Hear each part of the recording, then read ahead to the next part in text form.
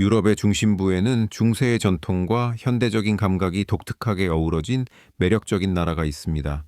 바로 체코 공화국이죠. 약 100만 명의 인구를 가진 이 내륙 국가는 독일, 폴란드, 오스트리아, 슬로바키아와 국경을 접하고 있습니다. 7만 8천 제곱킬로미터가 조금 넘는 아담한 영토 덕분에 도시와 관광지 사이를 이동하는 것이 매우 편리합니다. 수도인 프라하는 국가의 북중부에 자리하고 있으며 체코를 방문하는 여행객들이 가장 먼저 찾는 곳입니다.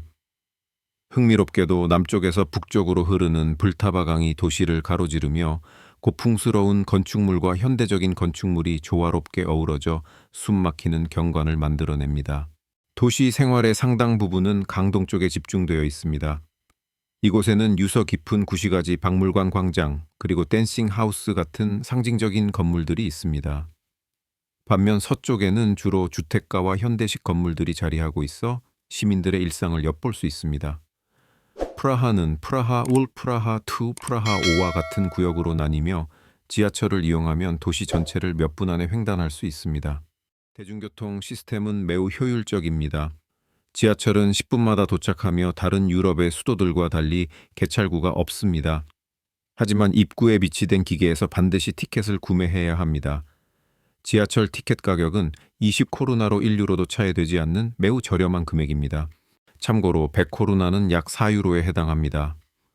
프라하에서는 지하철 외에도 트램이라고 불리는 전기 트램이 흔히 사용되는 교통수단입니다.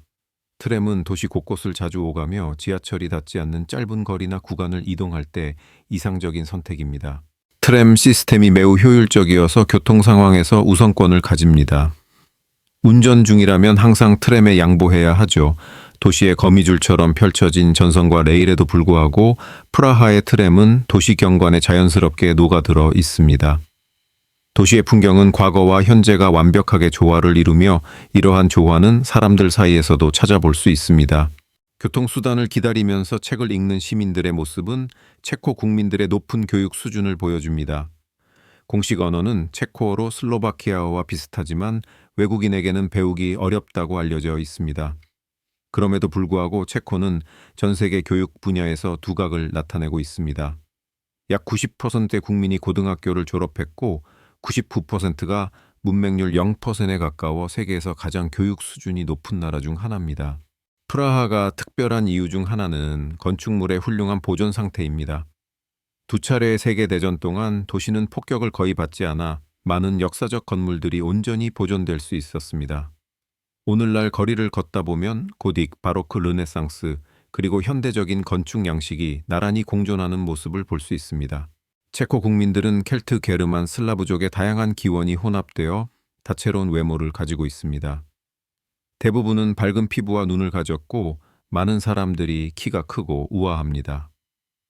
오스트리아 헝가리 제국이 붕괴된 후 체코인들은 슬로바키아인들과 연합하여 구체코 슬로바키아를 형성했습니다.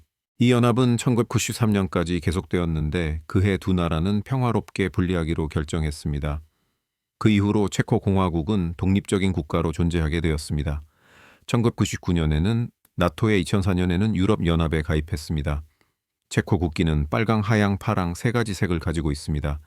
폴란드 국기와 비슷하지만 왼쪽에 파란색 삼각형이 있어 슬라브 민족과 모라비아 지역을 상징합니다.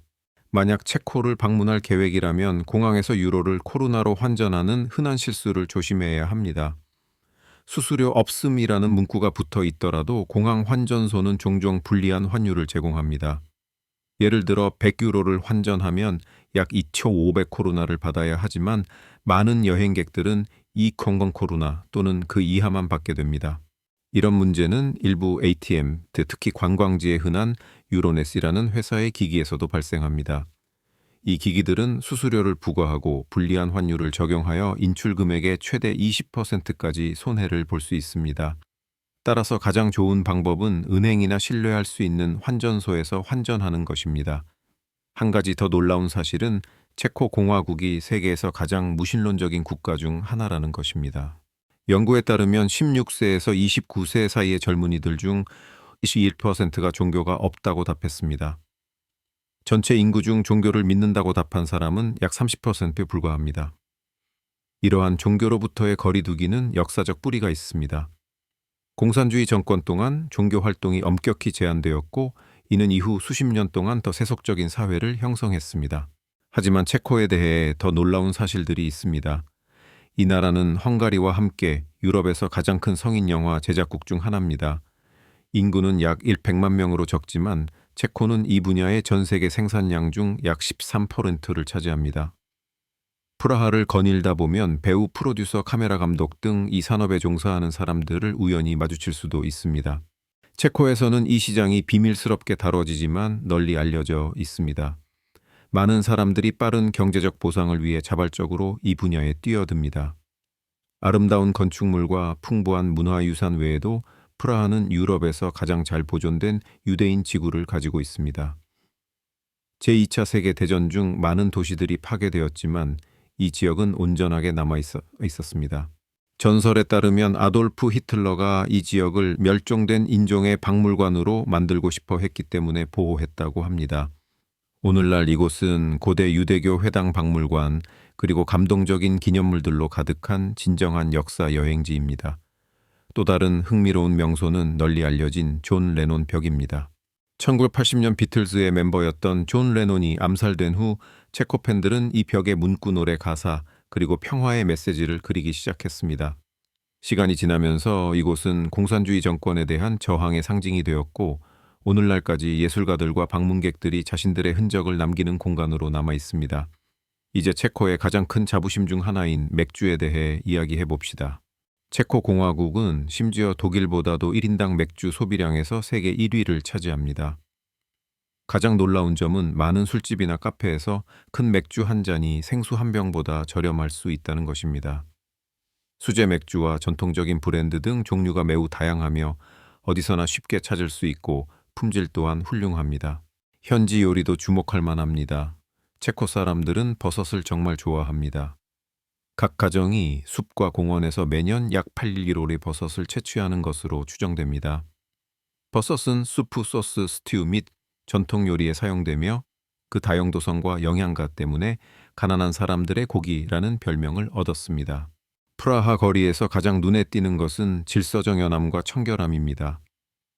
관광객이 적은 골목길이나 거리에서도 쓰레기가 쌓여 있는 것을 보기 힘듭니다.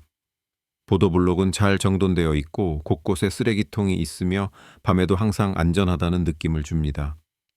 스포츠에 대해 말하자면 유럽의 많은 나라와 달리 축구나 농구가 국민들의 큰 열정의 대상은 아닙니다. 체코 공화국에서 진정으로 사람들을 열광시키는 것은 아이스 하키입니다.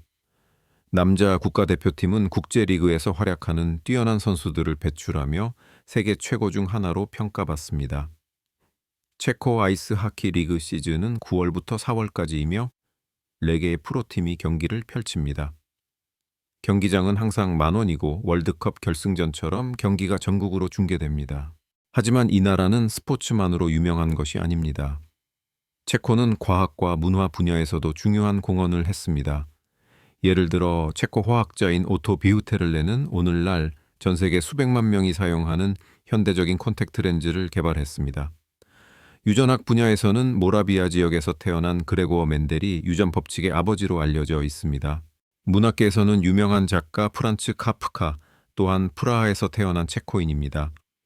그의 작품은 20세기 사상에 큰 영향을 미쳤으며 20세기 초 연극에서 로봇이라는 용어를 처음 만들어낸 작가도 바로 체코인이었습니다. 프라하를 방문하는 사람들은 독특한 특징들로 가득한 도시를 발견하게 됩니다. 한 가지 흥미로운 예시는 너비가 48cm에 불과해 한 번에 한 사람씩만 통과할 수 있도록 보행자 신호등이 있는 세계에서 가장 좁은 거리입니다.